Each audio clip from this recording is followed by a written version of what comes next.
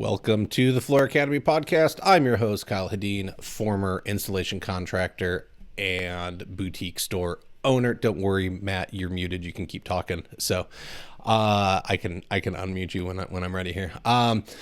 We got Matt Garcia joining us again. I'm sure everyone is going to absolutely love this episode. He has been pummeled with requests to talk about performance pay. What's performance pay? Matt doesn't run the subcontracting model in his business. He runs what I would consider the superior model of having employees. And he has found a way to incentivize them so that essentially the more efficient they can learn to be and the quicker they can learn to work and the faster they can get projects done, the more money they make. And so their income is really, it's not capped. There's no maximum to what they can make as long as they hit the standards he's set forth. However, those standards are part of the system. So you can get docked all of this magical money that appears for you working faster and more efficiently. Well, if you don't do it right, you don't make it. So everything still has to hit the minimum standards that he set as the company of this is how we perform and this is what the projects need to look like. So we're going to dig into where he got it from because it's newish to the flooring industry, but it's not new to the trades, how he's implemented it, what it's done for his company. And I can tell you it's probably done a lot because look, he's here doing the podcast with us. He just did an NWFA convention for business owners. He was at BonaCon before that. I don't think he's worked more than like 3 days in the past 2 weeks, if you're asking me. It might be a little bit more, but we're going to dive into that. We're here every week on Floor Academy, bringing you advice, tips, tricks, insights on how to go from owning a job to running an actual business. So make sure you're tuning in, not missing an episode. And then once we wrap up, you're going and doing the work. If you can do one thing, if you spend an hour a week implementing one thing into your business, you are going to have a completely different business by the end of the year. So, Matt, welcome back. I'll have you introduce yourself. I forgot I got to do a little ad read. And so we're going to do that. We got a quick word from Tile Tools.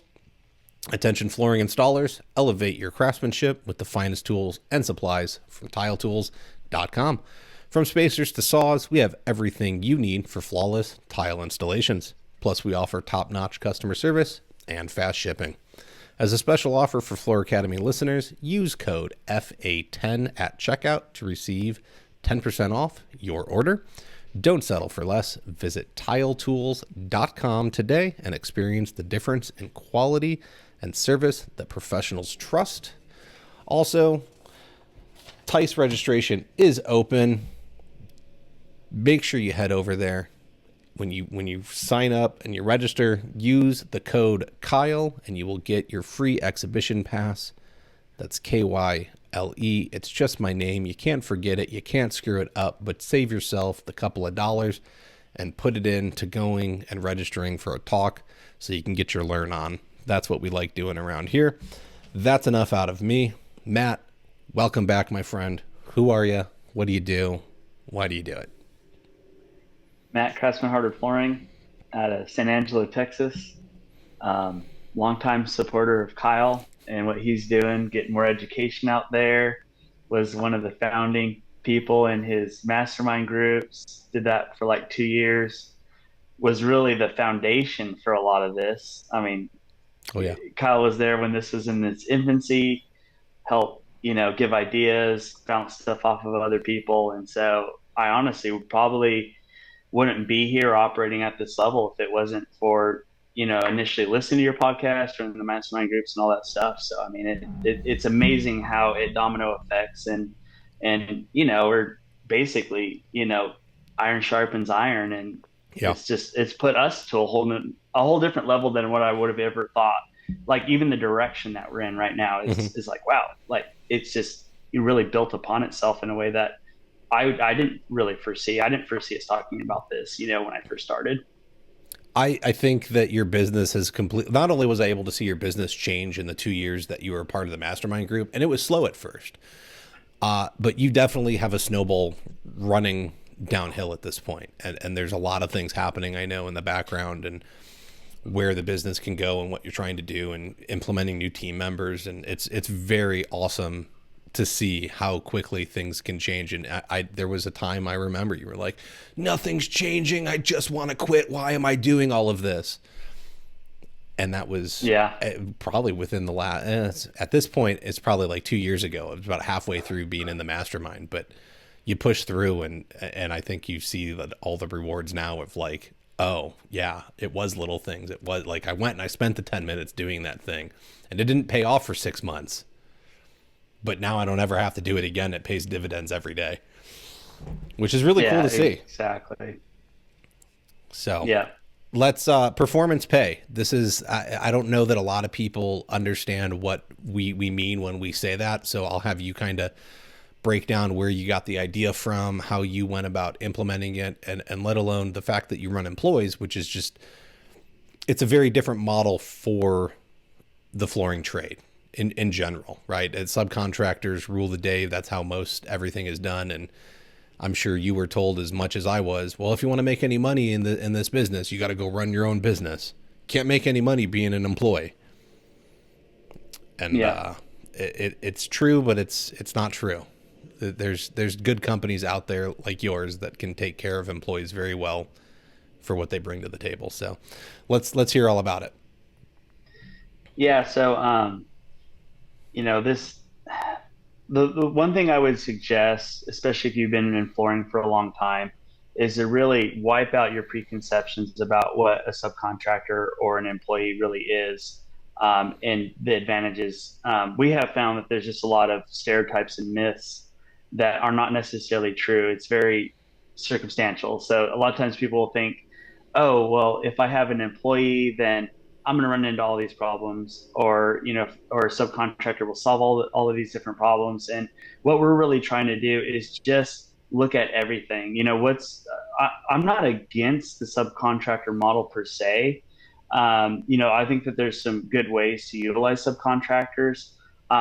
It's just, I don't believe it has become the predominant way that people operate. And like I said, there's a lot of stereotypes and myths around it. So I think part of that is, I would just encourage somebody as they're listening to really let your creativity explode about as far as, what you really can do. If you were to just say, hey, I'm going to construct a new way of operating from the ground up, what would that look like? Not tied to, what everybody's done in the past, but hey, what does the market look like today? What are people's ambitions? And and even just technology, like there's things that we can do and track for data to run more complicated systems very easily.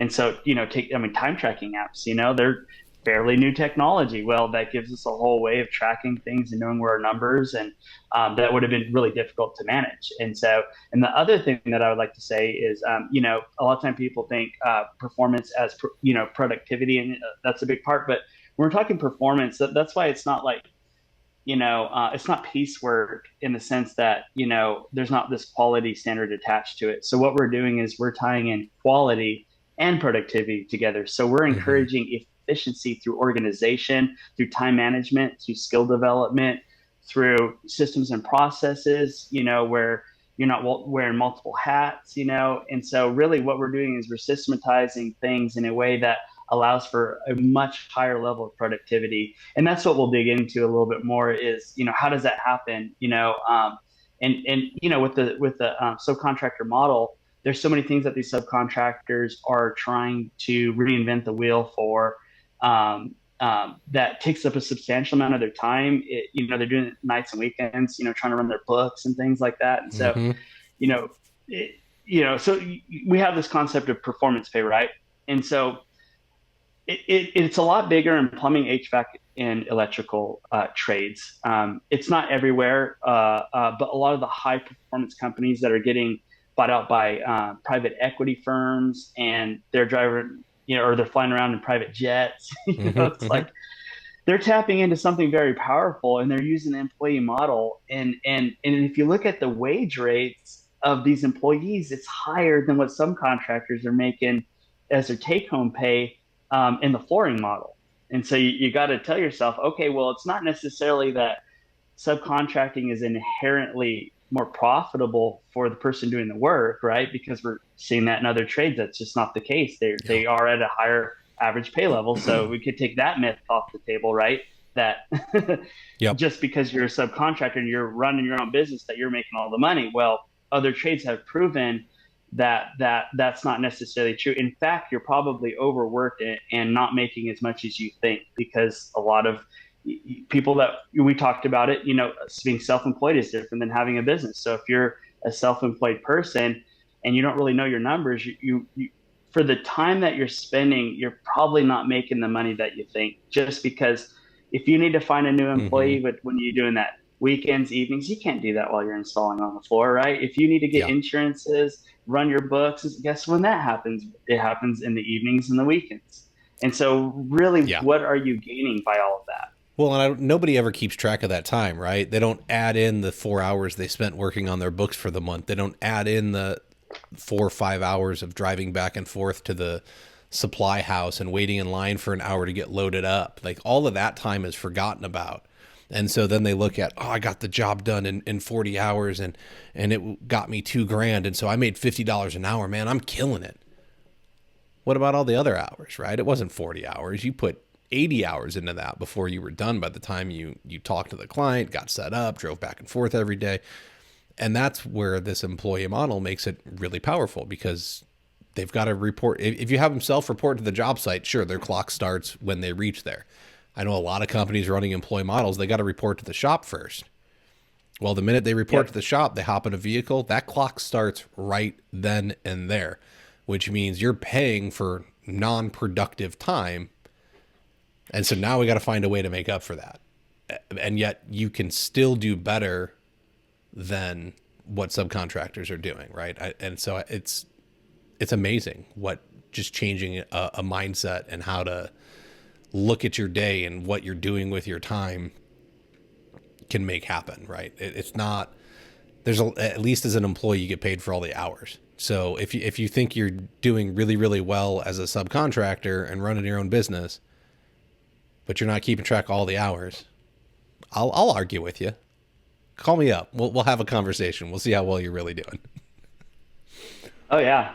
Yeah. It's kind of like that idea of, let me look at your books and we'll tear you a new one. And it's not anything negative. It's just, I had to learn that. I mean, you saw me in the mastermind groups, start tracking numbers and you're going, whoa, Yeah. is this worth it? When you really see it, plain and clear, and you want those epiphanies, you want it in your face. Yes, it's uncomfortable, but nowadays I'm going, hey, bring on the uncomfortability. I want reality, and I want to work off, what really moves the needle, not just what convinces me that I'm doing well. Mm-hmm. No, definitely. I think that's huge, right? Let's find out what's actually making us move forward so that we can continue to do that. And let's find a way to make the stuff that's not working better or get rid of it, right? You don't know what you don't know. And if you're not tracking time, numbers, efficiencies, if you don't have any data to work with and it's just your gut feeling, you got nothing and you can't better yourself. So I love that that's what really drove this. And then you went and looked outside of it. I mean, I'm a huge proponent of looking outside the industry. I'm the camera operator from reality television that got into flooring. And I was like, what's going on? Like, what are you guys doing over here? Like, this doesn't make any sense to me.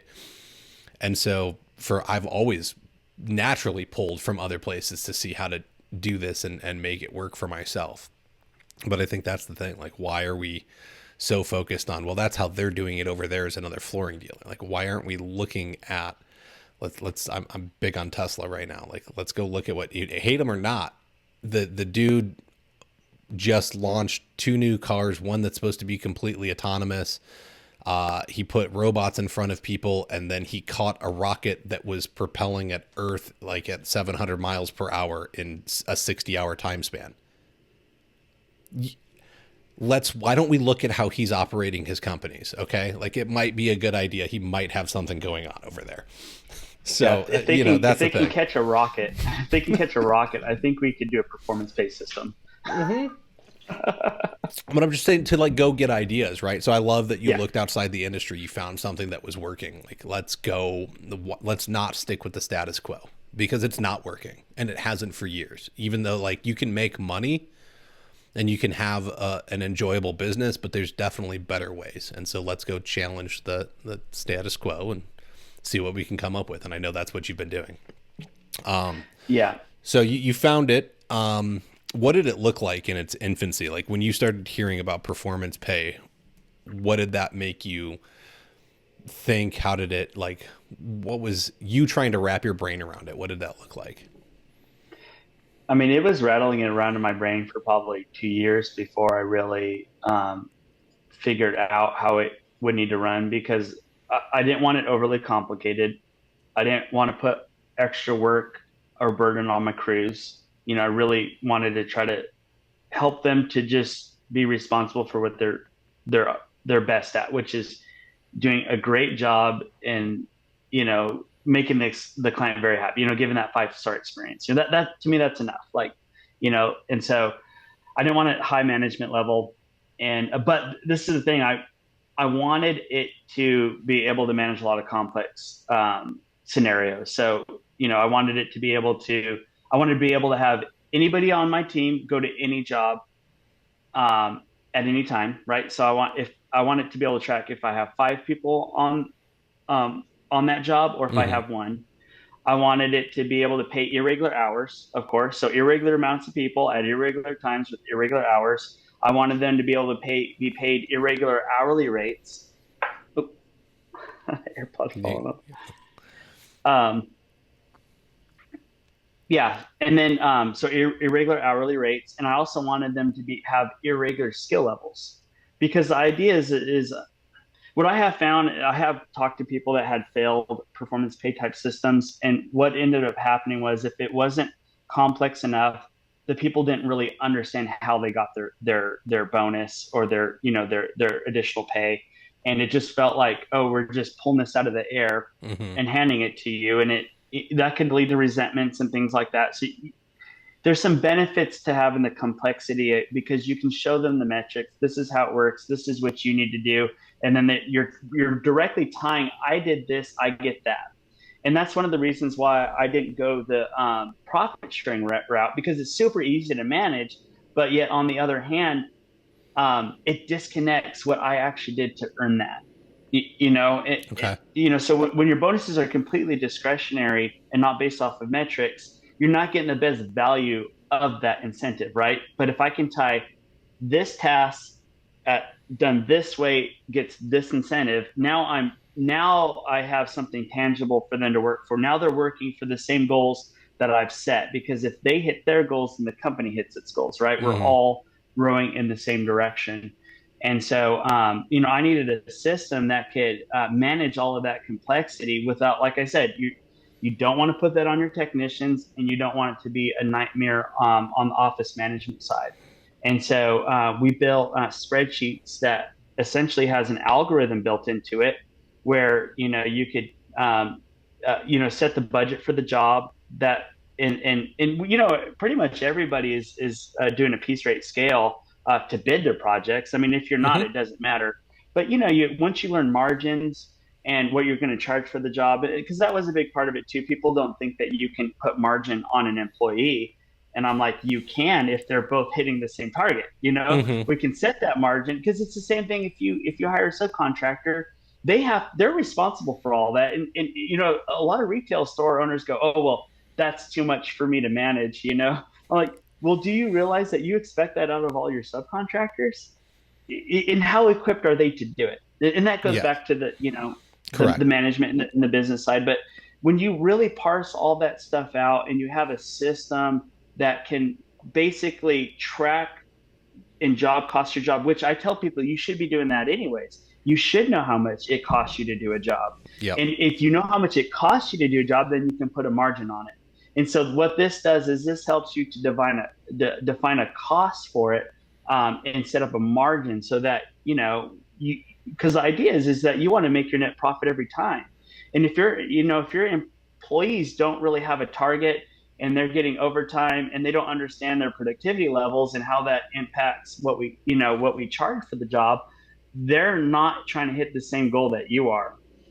So, you know, that's really, that package of making it, easy to manage, easy to track, and easy to operate in the field was really the hurdle that we had to come up with. But when we built the algorithm in the spreadsheet, of course, I had to test it and implement Yeah. it and get feedback. So I've it was not real smooth the first 6 months. The 6 months after that was better. We tweaked something to. I just didn't realize sometimes that they didn't realize what was expected of them. And Yeah. when we started running the system, now it's like, oh, I never thought of that. That was expected of me. And so now it's like partly just getting all on the same page. But now, now that we have it fine tuned in, um, everybody's on the same page. Everybody knows what's expected of them. Hmm. And now we can really fully operate as a team. And that's what I tell people about the subcontractor model.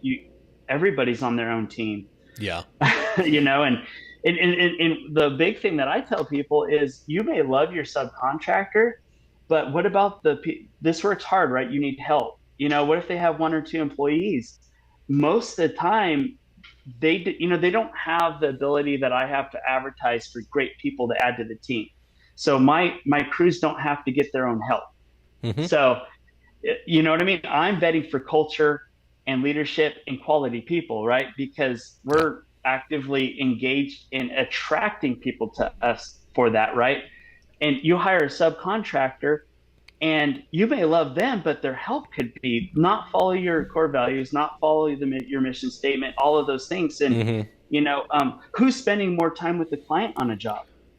It's Like, probably not your salesperson. It's yeah. probably not them in the store. It's probably with your field operations, right? And so Yep. even if you love your sub, are they really going to love the people that they hire? Hmm. Probably not. No, there's a lot to unpack here. So I'm going to go backwards and then we'll work our way forwards here. So you're talking about it was really complex, but what I want people to realize is the behind the curtain stuff, right? When we get into the Wizard of Oz land and we ignore the man behind the curtain, that's where all the complexity is happening. It took Matt a while. He hired a guy that's great at spreadsheets to help him make this because he was like, I can't make the spreadsheet do it, but I know it's possible. And so he figured out, well, they figured out all the math to put in behind the scenes, right? We're going to track X, Y, and Z, and they picked the key performance indicators that they were going to use. They found a way to track them and enter the data. Then they developed the math behind the scenes. And the beauty is there is simplicity in complexity because you're able to take it to your crews now and say, when you do X, you get Y, right? And as you do more of X, you can see that Y increases, right?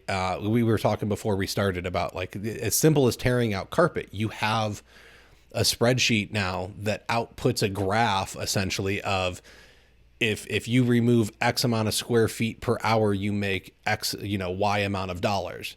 And it shows you how you can make $50 an hour just tearing out carpet.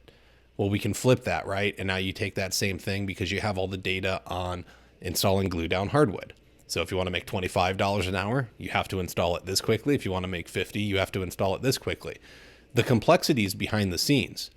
But when you bring that to your employees, they look at it and they're like, oh, I get this now. I think the other hard part about you implementing this was, and you can jump in here, is you were talking about, oh, well, they didn't understand everything. They didn't have it all.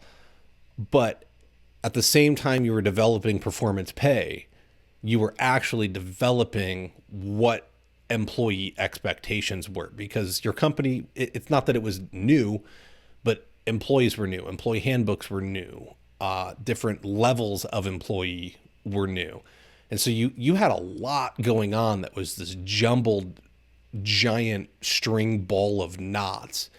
And you were trying to sift through it. And I at this point, you probably have the ball pretty well unwound and most of the knots out of it. I'm sure there's still a few kinks. There usually is. But I think that's why it was such a struggle, and it took longer than, now that you have a lot more information to pass on to people, you can be like, look, this is what I do for my employees. This is what's expected of them. This is how we hold them accountable. Here's what they earn. It's much smoother to implement for somebody else than it was for you. But I think that was the big struggle, was if you don't have clear expectations, then you showing them what they can do doesn't really mean anything, because they're not even grasping what their role is. Is that what you? Yeah. Am I that's what I believe. So maybe I'm wrong, but I don't think so. No, I mean, you know our business very well, and what we had to do to make all this work, and what I really, it's a double, well, it's bittersweet. So this is a great structure to formalize your company and make sure you're hitting all the marks, right? So you want that employee handbook, you want standards and SOPs and all this stuff. So what this really does is it kind of forces you to step up to the plate in all those areas, because you need to be fair to your employees, right? You need to have fair expectations for them. So because a big part of this, I like to tell people is, or remind people, is that we're paying for productivity and quality. So you can't earn your bonuses unless you hit quality standards, right? That's the first thing, right? So, and you got to give the client a great experience. If you're upsetting clients and we verified that you're not hitting quality standards, well, in order to be eligible for bonus, the baseline is that you have to hit our quality standards. And there's some stuff that if we notice, we're going to train on it, but that's part of, that should be in your handbook, and the pay systems, should really be in your handbook, because you want them to have access to everything that they are responsible for. Because if they start going off track, you just point them back to the structure. Like, hey, the reason we don't do this is because this, and this. Here, look, this is in your handbook. This is in our quality standards. And what you're doing is you're letting the structure manage it. Instead of you micromanaging it, you point back to the structure. And so, taking on a system like this, it's a great way to build up your operations. And because we should be doing every single one of those things, but a lot of us are growing into that, right? And so I don't like to tell people like, oh, from day one you should have been operating at this level. It's like, no, it's an opportunity to see where your weaknesses are. I'd much rather see, oh, that's why we need to document this, that's why we need to have quality standards. And I have found when you have a structure, it's almost like you're filling in the blanks.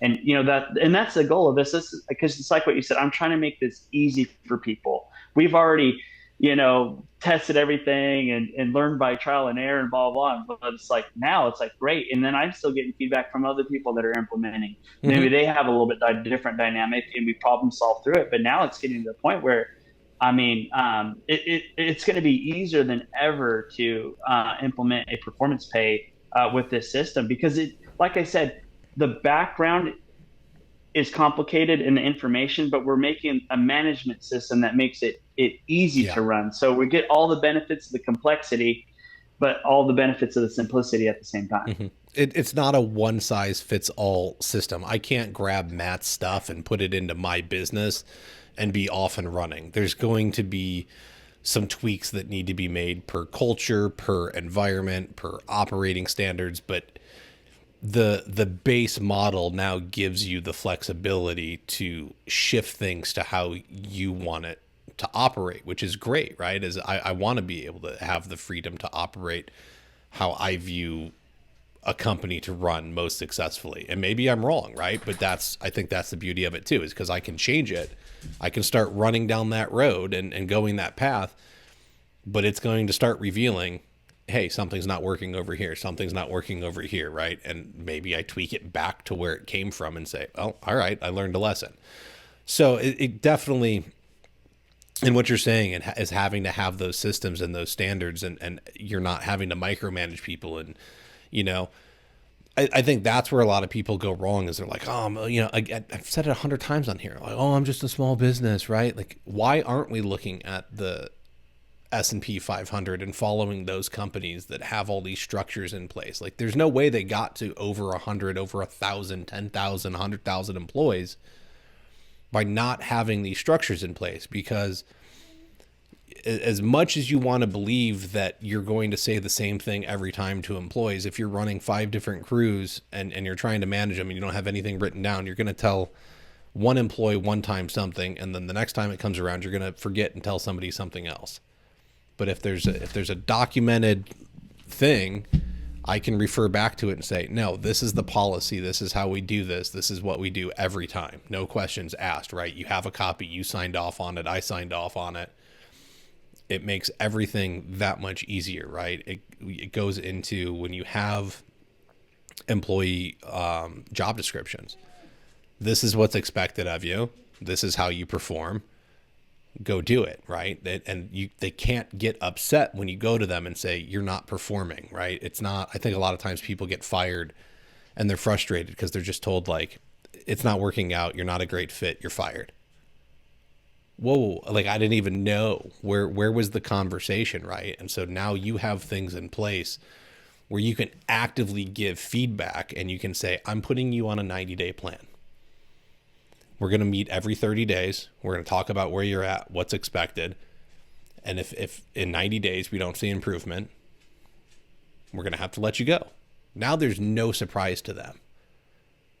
But they've also been given the guidance over that 90 days of, hey, this is what you're not hitting. You need to get better in this area. Why aren't you, what are you struggling with? Like, let's break it down. Having all that documentation is allowing you to provide for them better and be open and honest with them and forthcoming. And who's not going to embrace that, right? Like you're making it easier for them to be successful instead of, I didn't know what it took to get a raise at the company I came up with. No idea what was expected of me other than like go put X amount of flooring in per day. Yep. Anything beyond that was no idea. And then having the metrics to back it up, because that's the thing is trying to, coach and train your employees without it becoming emotional, and that's the hard part. If you're just saying, hey, do a little bit better, it's not really that helpful, and it can, create defensiveness and animosities.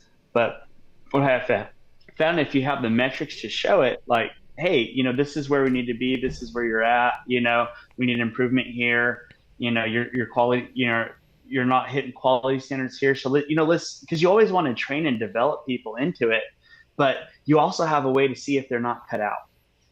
Because if that is the case, and the nice thing is even for employment laws and things like that, not letting somebody go for not hitting performance standards is very difficult to not get hit by, the unemployment office, if they apply, because it has to be well documented and tracked. And most people, you can't just say, oh no, they just should have done better.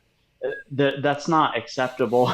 Way to, hire somebody or fire somebody based on performance. But if you show, hey, we showed them where they weren't hitting the mark and we gave them a development opportunity, and then again, a development opportunity, and then they're not hitting productivity standards, because those are the two, quality and productivity. Is very difficult to let somebody go legally.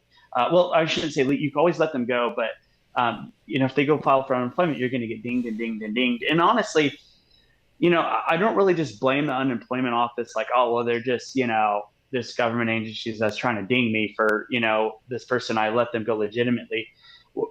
I think the idea is solid in the sense that, hey, if we comply with like unemployment laws, as far as like not getting dinged, we're actually are giving them the best opportunity to improve. Yes. We're giving them all the tools that they need, because sometimes people, they actually maybe gotten fired, but they really did need that extra level of training to hit that, and some people takes a little bit longer, but you know what I mean? If you say, hey, we developed and redeveloped and redeveloped, and we're just not able to hit that standard, well, it's fair to them, and I don't have to worry about getting dinged for unemployment. And so this system is, I try to make it to where it follows the most strict states as far as, what they require for employees. And, that's why we, with this system, I should say, it is based on an hourly base wage. And so it satisfies all the overtime laws, all the hourly rate laws. And, that way you stay completely legal as an employee, but you're also giving them the freedom to operate like a subcontractor.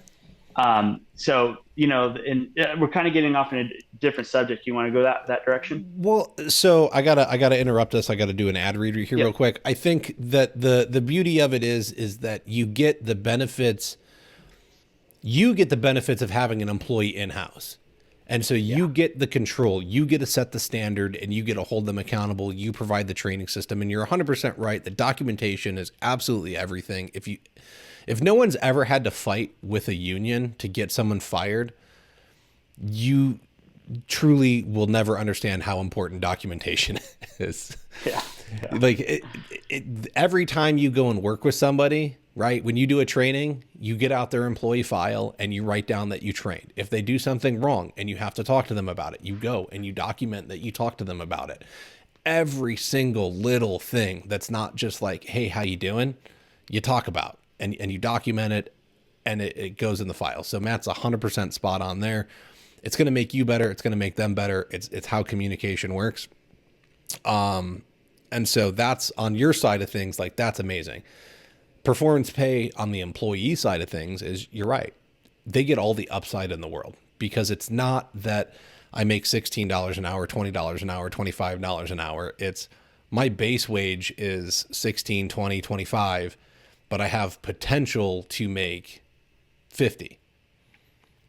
And It's up to me on what I make. And so there isn't, I'm going to make a minimum of X, but I can make Y when I do something. And, as long as I go and learn the skills and do the work to do it, that's what I get. And so all of a sudden, now you've got people excited because they don't feel, what am I going to do? I'm going to go work at the fast food restaurant, know that I'm going to make $20 an hour, and have absolutely no motivation to want to get upgraded to being the shift manager for an extra $1 an hour, because now I get to be in charge of 5 people that probably hate their life and their job, right? Like, I don't want to manage that for $1 more. It's not worth it. But if there was a way that, I started getting, if I could get more people in the door and I could get the employees to get the orders out faster, I got a percentage of that. Well, that's definitely more enticing to me. So I love it. I think it's great. I think there's upsides for everybody. Whereas with like traditional employee model, I think it's very heavy on, like, it's in the employer favor, and subcontracting is in, well, even that is technically in the employer favor, because you're employing yourself. So as long as you go do well, like, you have all the upside in the world, but you have to find a way to perform. This gives both sides the ability to do well, because it's all based on productivity, quality. And as long as you know your margins, it's not like you're giving away the farm. The job is only worth X amount of money, right? There's only, it's not an unlimited amount of money in the pool. I think when I don't know what the numbers are. In my head, it was always like a 50-50 kind of split, right? So if there's a $5,000 job on the table, well, the company, if you want to try and operate at a 50% margin, the company's going to get their $2,500 no matter what. But if you say that $2,500 project is supposed to take 3 days for one guy, right? Okay, so he makes $2,500 in 3 days. Well, you're just going to pay him that same $2,500, but he gets it done in 2. And everyone's like, well, but now you paid him more and you lost money. No, I didn't, because I get to schedule another job in. So he has the potential to make more, and you still get the revenue from that project as well. So I think it's upsides for everybody. We'll let you get into that in 1 second. Quick word from Utzen. Utzen has your floor installation needs covered with our extensive range of high quality products. Whether it's our moisture mitigation system for concrete slabs, subfloor prep products, tile and stone installation systems, our tooling, we have our solutions for your product. We have the solutions for your project. I am just butchering this today. I am horrified. We also provide expert guidance to help you choose the right solution, as well as technical support for your job site. Learn more by visiting our website, social media, through our app, or contacting your local rep. You can go to utzen.com. It'll forward you to the US website, UZIN. download the app. That'll get you in contact with your rep because you can search for your rep through it. And honestly, it's super easy to pull up any TDS because who doesn't want to read the instructions? And they have calculators for coverage rates. So if you need to know how many bags of leveler you need, that's how I do it. I pull up my handy dandy Utzen app, put in my square feet, get my average depth. It spits out a number. I don't have to think about it. And I like not having to think. That's like the best part of my day as an owner. When I have tools like performance pay systems that run a spreadsheet, I put in some numbers, it spits out the answer, and I don't have to think about it. So Matt, tell me more, right? Like what, if you found a downside that you haven't been able to correct yet, is there one, or has everything kind of been correctable to make it upside for everybody? There's definitely pros and cons. Okay. I mean, I think overall it is superior system to have. But there's a cost to implementation, and it's going to expose culture issues. And the thing is what I have found is if it exposes the issue, that's not a bad thing. Mm-hmm. But it's like going into counseling, right? It's going to bring up things that were there that are not good. Okay. Yeah. But would you rather be kind of like live under a rock and ignore that it's there, because it's going to have an effect on you whether you address it or not, right? So, if that person's grumpy and they're in somebody's house, and that, your clients are not going to want to give you referrals. You know what I mean? Because what I have found is even people, if you ask for a review, they'll go online and give you a review. But what's a lot more powerful than that, because you ask for the reviews, and they'll give it to you even if the experience wasn't that great, I have found. But the most valuable thing is that they are blown away with the experience and they tell all their neighbors. That is way more powerful than what you'll get in response from a review. Yeah. And everybody just wants to see that review because it's tangible and it's on my website, right? But really, if they go tell, 10 of their friends, over the course of the next 2 years, and one or two of them, that's going to be your best leads that you can get, right? Yep. And you're going to do more and more and more, and that's going to build. And so, there's ignoring a problem in culture, and that's the biggest thing. Oh, I run subs and I just have no issues with it. And it's like, well, how much are you spending on marketing, for your growth? Oh, 10% of revenue. Oh, wow. So for every, $1 million, you're spending $100,000 on marketing. When you really, if your operations were dialed in and you're getting lots of referrals, well, every marketing dollar that gets you a new client is now potential new referrals and repeat customers that you're going to get.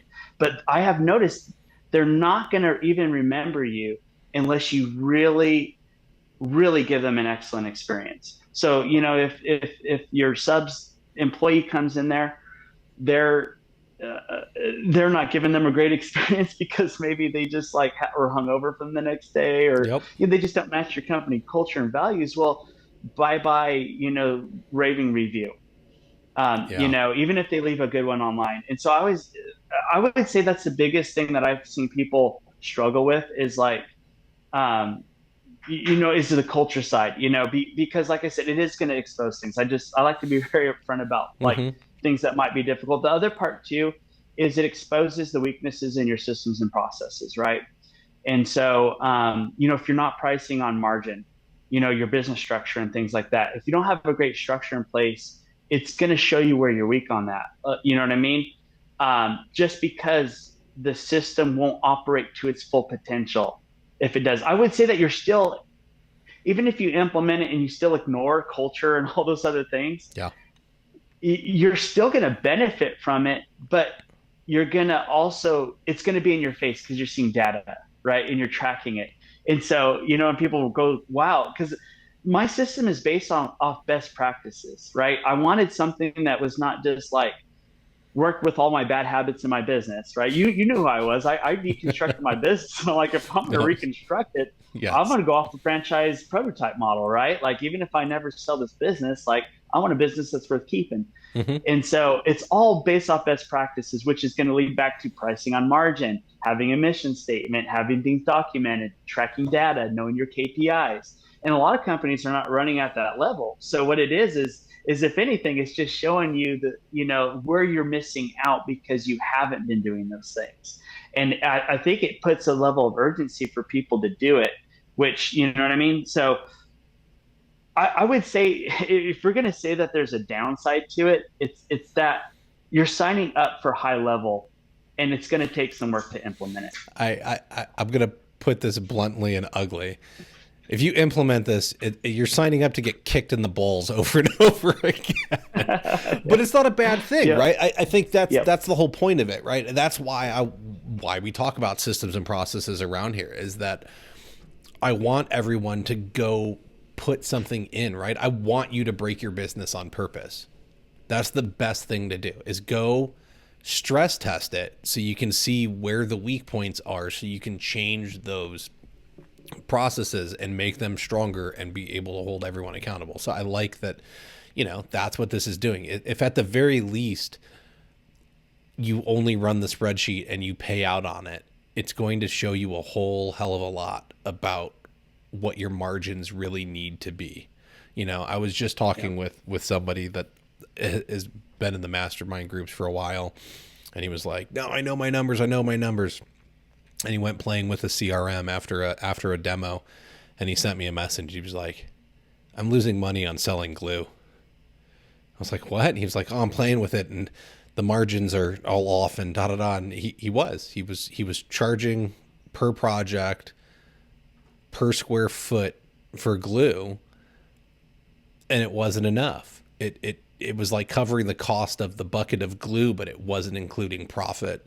It wasn't including the trowel, and it wasn't including the extra left over, right? So if that bucket, and the bucket wasn't going to sit around long enough to go bad, but he had to find another client to sell that bucket to so that he could get the Yeah. full cost out of it. I was like, "Yeah, man, you can't do that." I was like, you gotta charge per job per bucket, and if there's any left over, like, if you can sell it again, good on you.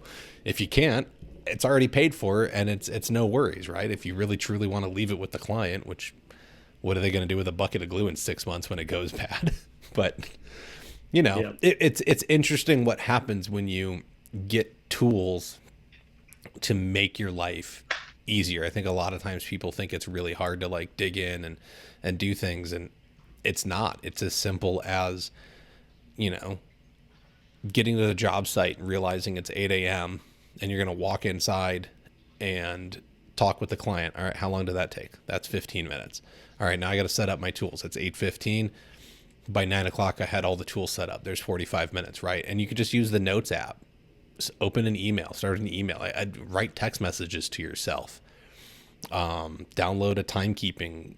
I'm sure there's got to be some kind of free time tracking app that you can put tasks associated with it. If not, I guarantee you there's a paid one. I have no idea what it would be, but it starts as simple as that, and then it gets as complex as you figuring out what it looks like for the apprentice to be able to rip out more carpet in a day so that he can be paid a higher wage because the carpet got ripped out in half a day instead of an entire day. Now the whole project moved along more quickly.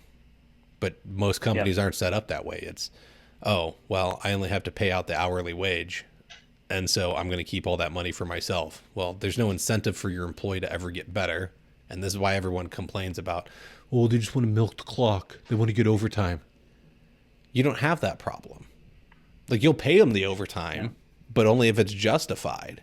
It's not, otherwise they can make more doing it the correct way, and they don't even have to go over 40 hours, right? They don't have to go over 8 hours a day. And that's beautiful. Yeah. Well, one of the most important things to me is there's a lot of families, that depend on my company to Hmm. sustain them, and And I want them to have work-life balance. I want them to have freedom. I want them to be well paid. But I also want them to prove that they can bring enough value to the company to do that. And so, I mean, that's what the system's all about. It kind of lets them choose their pace, choose what they want to be. We're basically just setting the guide rails, and I give them lots of freedom within that. They're not just an hourly employee anymore. I tell them, listen, we have all the schedules all out digital. They can access it and all the job information, on each job, right? And so they know all the information of what they are responsible for and the opportunity within that, right? Mm-hmm. So, so what they can do, and I've told them is, you see what the schedule is. If you get that job done in 4 days, but maybe the hours paid, for 5 days, well, you don't even have to tell me that you're going to take Friday off because maybe you wanted to go camping that weekend, and you know what I mean, and that Yeah. sounds fun. That's what subcontractors can do, right? Well, and that's why people love subcontracting, because that freedom and stuff like that. Well, I'm basically scheduling stuff with them, and they can tell me how they want it scheduled, like a subcontractor, and they see all the pay and everything right there, Mm-hmm. how many hours it is, if they produce and not.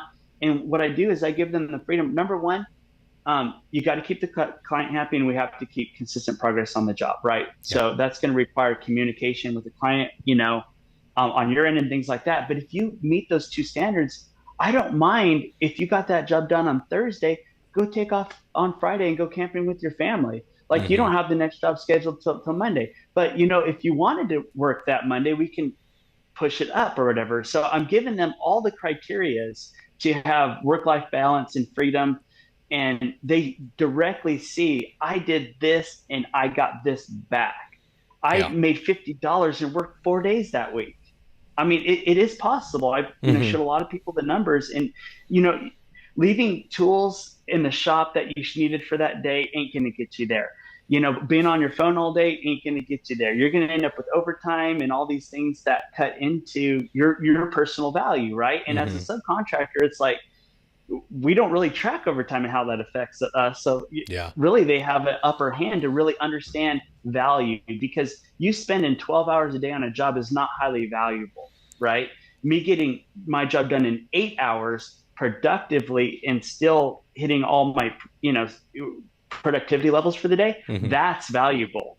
So if somebody is just an absolute rock star and they kill it, they're always going to get paid their value. There's no, you know, oh, this person did this or not.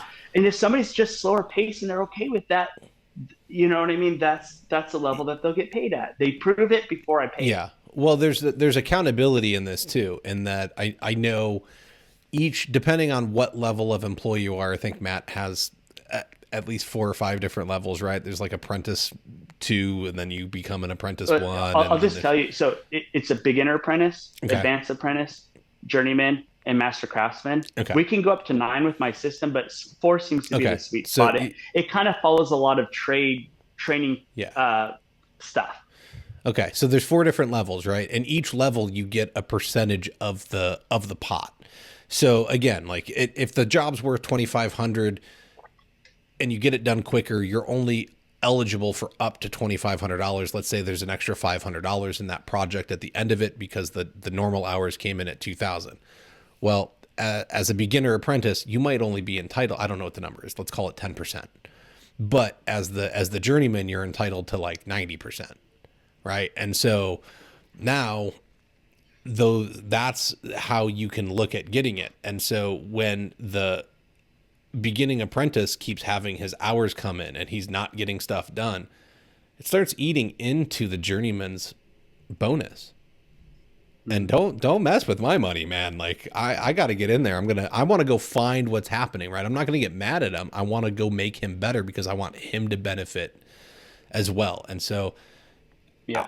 you've been seeing that they support each other more, but from your side, it's a great accountability tool to keep everybody in line and on like focused on the brand, right? We have to meet this standard, and then they're able to work with each other more and encourage each other to come up because they don't want to be the only guy left out not getting extra money, right? Everybody wants to win. So I think it's created you a culture where they're trying to lift each other up instead of, in a subcontracting model. I think people oftentimes will try and push each other down because they're like, you're going to take my job. I want it.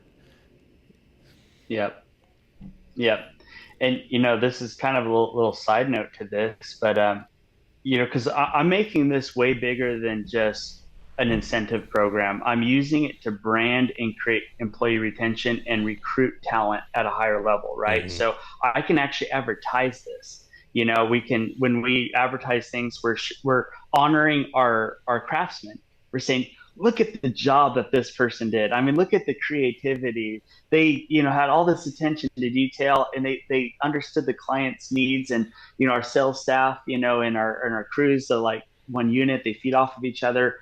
And so what it's doing is it's attracting talent to our company and also making people want to use our services, right? Because they're going, wow, I'm not just buying a product, I'm buying people and an experience and things like Mm-hmm. that, which is a lot more powerful than just saying, oh, look at this cool floor that everybody else has, right? Yeah. It's something that you cannot reproduce. And one of the things that I really love that I just kind of, stumbled upon is, how when you hiring somebody, right? You know how they have the questions you're supposed to ask, like, what was your greatest accomplishment, or different things like that. I just have struggled really benefiting from that. It just didn't seem like that matched with what the person actually became or did. But what I started doing is I tell them what the job's like, what our culture's like, and I show them the performance-based system, the whole thing. Like, Mm-hmm. this is what you can do. This, and then I have a career path now too: beginner apprentice, journeyman, or the beginner apprentice, advanced apprentice, journeyman, and master craftsman. I show them the career path, and we have a leadership track and a skills track for each level, and it shows them how the performance pay will incentivize them as they go through each level. And when I explain that to them, I look at their response. When I talk about culture, I see how they respond to it. Mm-hmm. When they see the performance pay, I see how if I start showing performance pay and they start like getting nervous or like, oh, whoa, like, you know what I Yeah. mean? Like, I just want to clock in. You know what I mean? It's kind of hard for them to hide that, right? Yes. And what I have found is if they light up and they go, oh man, I have been looking for a company that would pay on performance because I know I could just kill it and I don't want to be held back. You know what I mean? And you see it light up in their eyes and they have that motivation and they go, game on, like, sign me up. I know that that's going to Mm-hmm. be a lot higher chance of that being a good employee than if they answered my question right about like what their greatest strength or weakness was. And because it's really hard to hide when you see something like that and you're just looking at the person's response. If they're very silent, you just know that their mindset isn't right for that. And that's hard to train for, is mindset about wanting to hit quality and productivity standards. You have somebody that just wants to go for it, bam, that person has a Mm-hmm. way higher chance of matching your culture and what you're going for in the company. Well, I think that's why this is exactly why we're in the situation we're in, is that there are a lot of people that are really great craftspeople. They will give you 110%, but they're going to be absolutely garbage at running a business. Mm-hmm. And they're probably even going to, they'll probably be garbage at running, a hobby and being an independent owner operator, right? Like, they're really good at the thing, but they don't get how to be like manage themselves and do the numbers and all the behind the scenes stuff. You're giving those people the opportunity to come in and say, oh, you get me.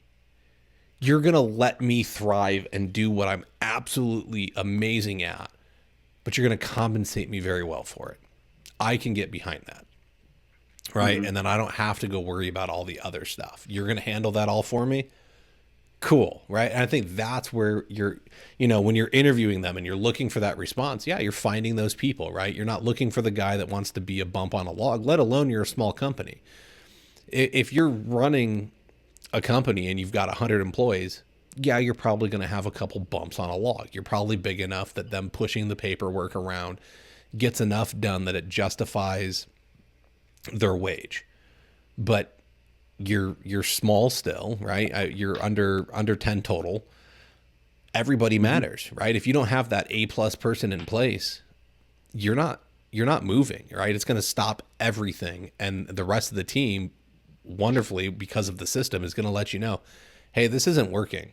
they're not meeting this, they're not part of this core value, they're failing over here, right? Your team is open to come and get feedback immediately and say, this isn't working, this is where it's broken, and then you're able to fix it. So again, I just having everything in place, right? It's amazing how much stemmed from wanting to incentivize people to perform better, and what that did for holding everyone accountable to being able to figure out who you're going to bring into the company next. Because it reveal, it was like you got the magic mirror now, right? You can go ask it the question and it tells you exactly what needs to happen next. Yep. Yep. Yeah. And because this is the thing is, we had talked a little bit early on about, when, let's just say, I would say anybody that's not running multi-crew is basically self-employed.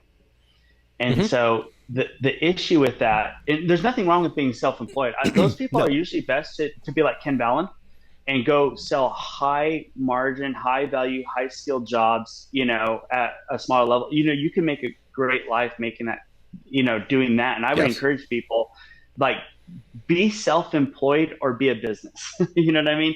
They're both technically businesses, but they're different types, right? You know, when you're self-employed, you're not necessarily, if you're just responsible for yourself, like, you have all kinds of ways of like making it work, right? Without being organized. So you add one person, now you need another level of complexity. And two people, more management, you know what I mean? And you start getting multi-crew, which a lot of people just think like, oh, I'm just going to do that. And it doesn't always work because it breaks down. The value of it breaks down because if it's just me, there's not a real high level of management for all of that, right? I just make sure I got my insurances, this and this and that. I don't really have a lot beyond that. But once you start getting more and more, it's like, okay, I need a bookkeeper. I need, an employee handbook. I need, really, as soon as you have one, that's a big step up of like Yeah. management, right? And this is the thing. I can, out of my office here, I can manage all the insurance, payrolls, employee handbooks. I mean, all that stuff for like 10 or 20 crews in the time that it would take me to do one. So if I got 10 subcontractors working for me, and then evenings and weekends and lunch breaks, they're trying to manage all the stuff that I could do for like 10 or 20 all at once, and I could get better rates. I can do things in batches. I mean, there's such a massive productivity gain on the administrative side Mm-hmm. running it this way. And what it allows me to do is lower the cost of managing all of that because I'm batching it all, but I'm producing a value spread there. So that enables me to pay them more, right? And I still make money off of that extra work because we've just eliminated a ton of extra work that every sub was going to have to do. Instead of me being now in-house, I just saved all of that time, right? Yeah. And we're systematizing it. And so there's a massive efficiency gain when it's run well that way because the subcontractor, they're lucky if they have a bookkeeper. They're lucky if they have somebody like to do the book. They just don't. Let's just face it. More than And likely so not. this Yes. this gives you the best of both worlds. I'm benefited, you're benefited. There's only so much money to go around anyways, I mean, I can try to sell the jobs for more, reduce costs, but you get what I mean? It's Mm-hmm. like the pie is the pie. Yeah. The better we do it as a team, the more we have for all of us rather than subcontractor just trying to win the best that they can do we're all working in different directions in that model. Well, I think it allows you to better manage your market as well. I think there was a time that I wanted to operate a store that did a lot of revenue. Then I was like, okay, I like being like Ken Ballin, right? I like being small. I like being picky and choosy about my projects. I want to run lower volume, higher margin. I think when there's a retail store involved and you want to run over a couple crews, like three max, you get to this point where you have to accept what I would consider mediocre.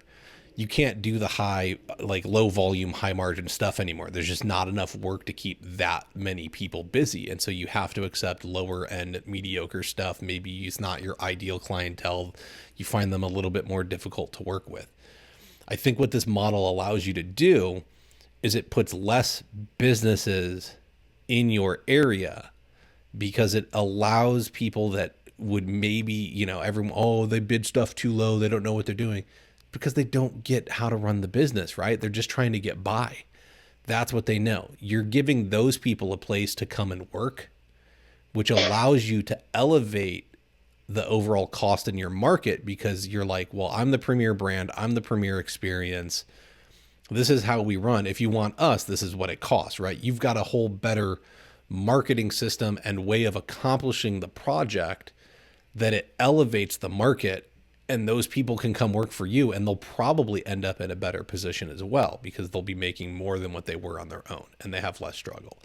So again, I see this as a win for the entire industry as a whole in the way it's set up, in that, if everyone wants to continue to complain about price being super low, and I was getting paid that back in the 70s or 80s, this is one way that we can help fix it.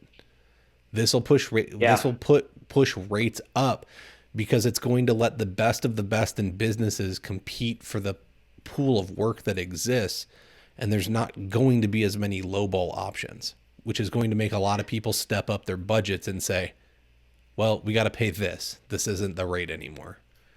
So I think it's a win all the way around.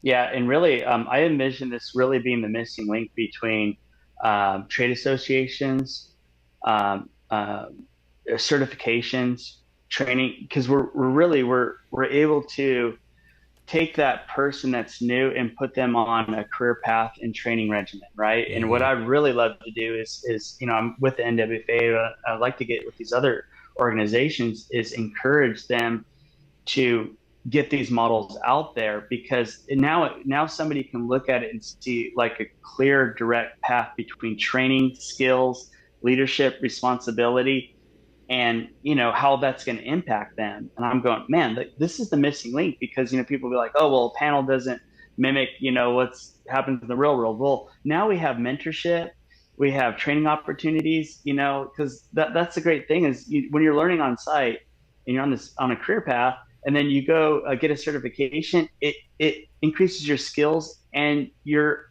ability to get, because we're paying on margin, not square foot rates with the system, right? And so what it is if I can go sell a job that is clearly high skill for a high-end client, that basic install in a $5 million house is not going to be the same price as the one in the, you know what I mean? Because there's a lot more care and skill that's going to have, probably working with a higher end product, right? Not a cheaper product, right? There's just more on the line for everybody. So I'm going to sell that for a higher level. And guess what? I'm going to give it to the person that went and invested into their skills.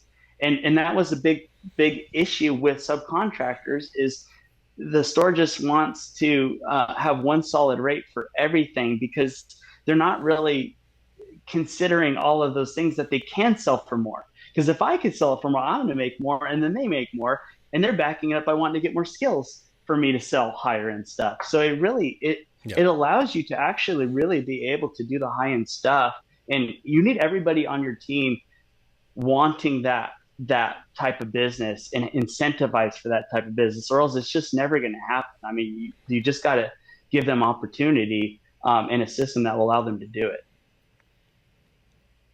Yeah, I think that there's it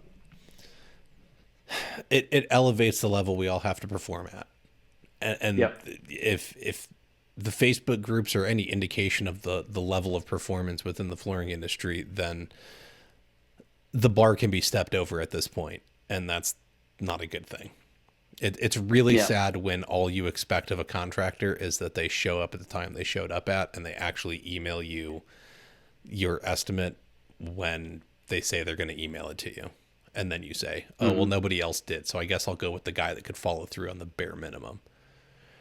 It's really sad. I'm not going to lie. I know you've won projects that way. I know I've won projects that way.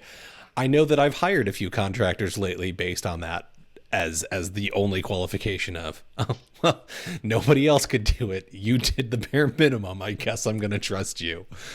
And it's ugly. So we're running a little long.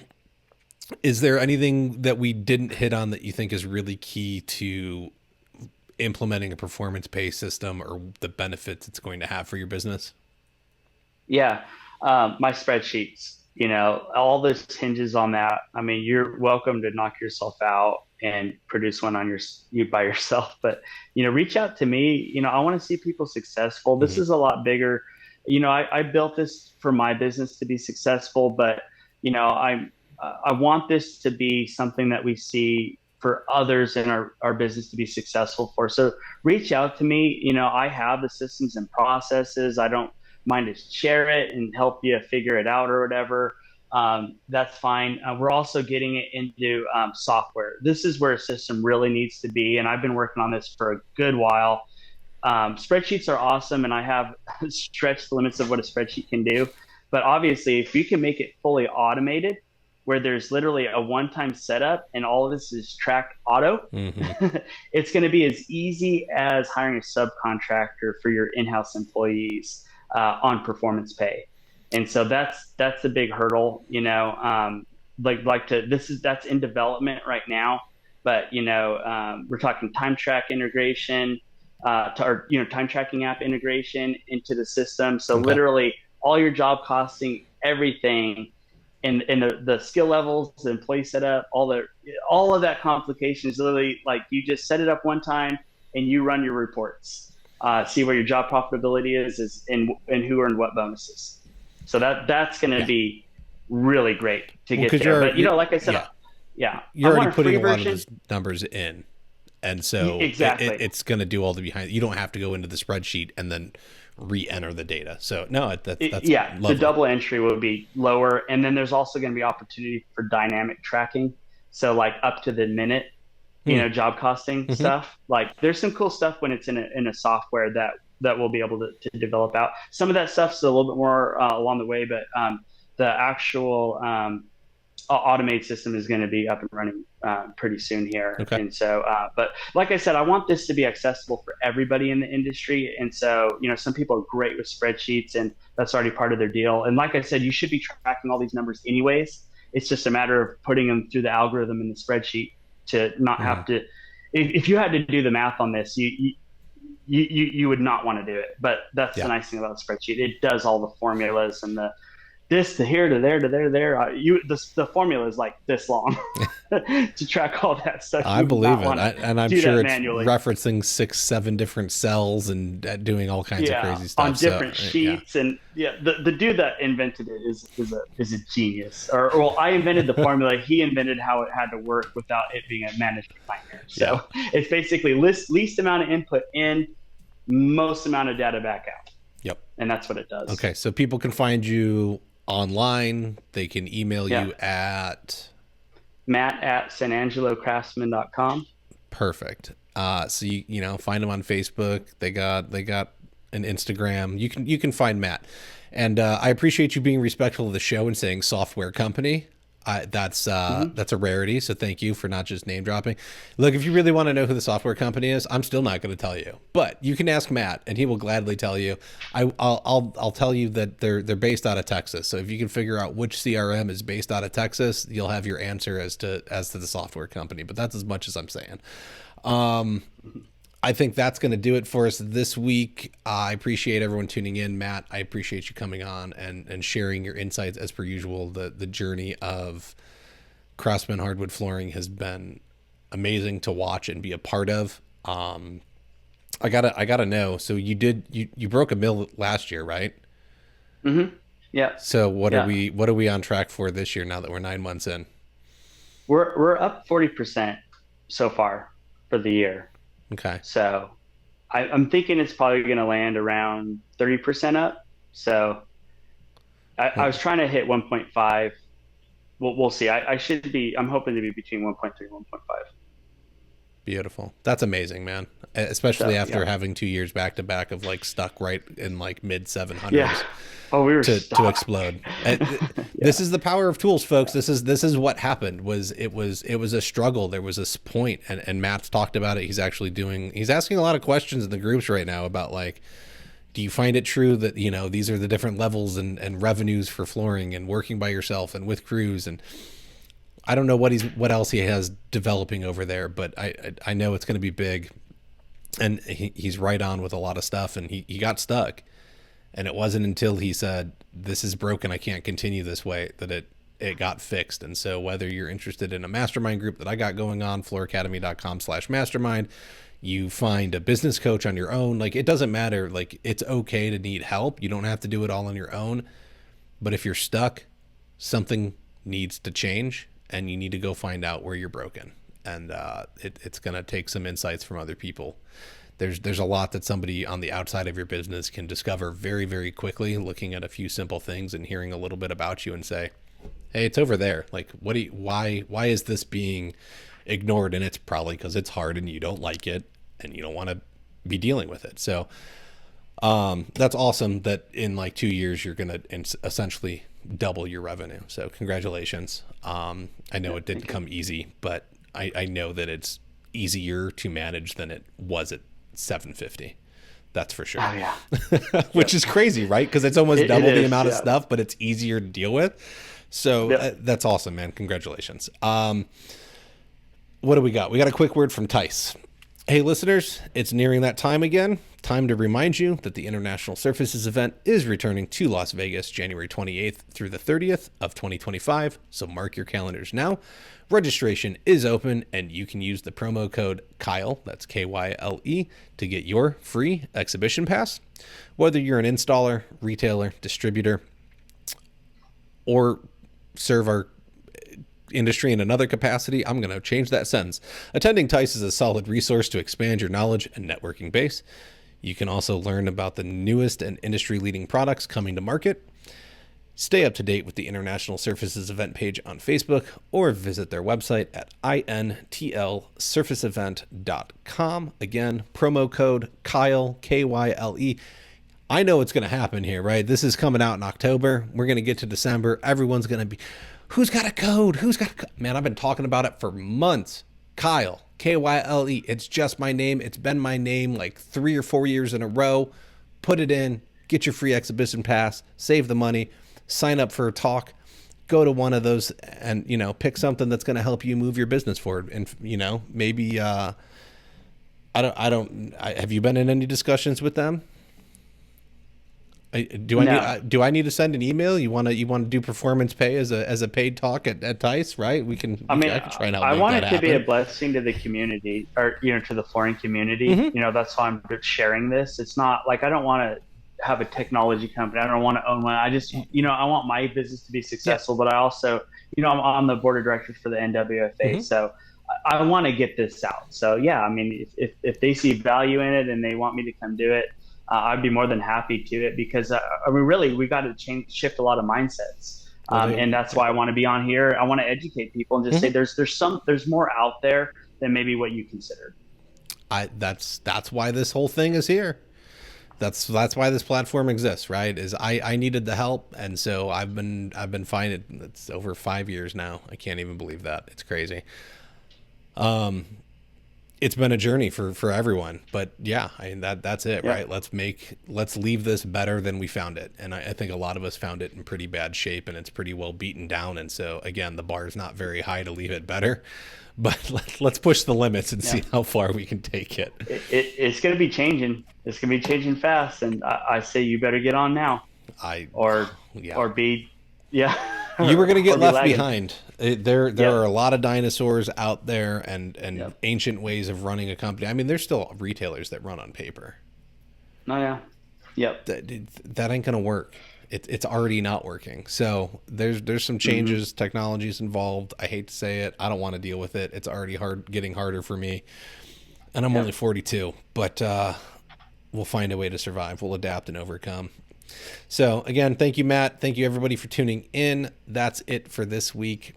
Make sure you are back here next Wednesday for a new episode, getting your learn on so that you can start running a business instead of owning a job. We'll catch you later, folks.